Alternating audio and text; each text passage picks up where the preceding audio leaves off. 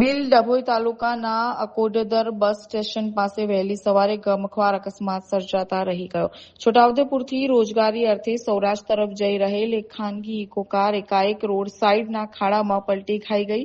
સદનસીબે કારમાં સવાર 7 મુસાફરોને માત્ર સામાન્ય ઈજાઓ પહોંચતા મોટી જાનહાનિ ટળી હતી અને તમામનો આબાદ બચાવ થયો. આ ઘટના વહેલી સવારે આશરે 6 વાગ્યાની આસપાસ બની હતી.